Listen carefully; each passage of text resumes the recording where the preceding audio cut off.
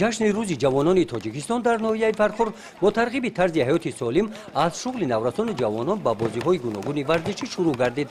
дар ноҳия бо мақсади оммавигардонии варзиш дар шаҳраку деҳот намудҳои варзиш футбол, волейбол, шашкаю шоҳмот, бузкашӣ, унифайт, муайтай, бокс ва гӯштини миллӣ баро монда шудааст.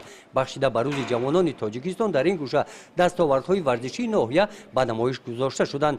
дар намоиши ҳунарҳои мардумӣ бошад маҳсули корҳои дастии духтарон ба маърази тамошо гузошта шуданд ки бештари онҳоро либосҳои миллӣ ташкил доданд.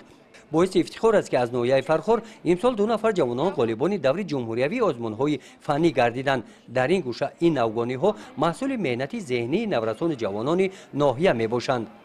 ҷавонони ноҳияи фархор боиси ифтихоранд.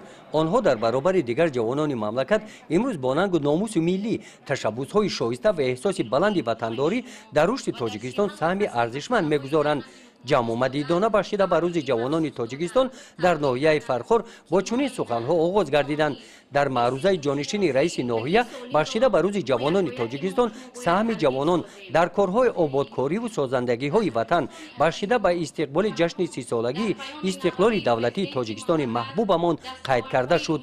сипас мудири бахши ҷавонон ва варзиши ноҳия ва дигар баромадкунандагон оиди нақши ҷавонон аз иштирок дар бунёди иншооти азими мамлакат то хизмати софдилона дар сафҳои қувваҳои мусаллаҳ, ҳифзи сарҳади давлатӣ, суботу оромии давлат ва ҳаёти осоиштаи мардуми тоҷикистон андешаҳои худро баён карданд.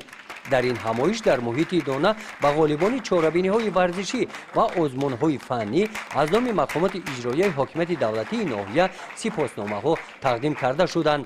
дар қисмати ҷамъбастии чорабинӣ кормандони бахши фарҳанги ноҳия барномаи идонаи консертиро пешкаши тамошобинон гардониданд.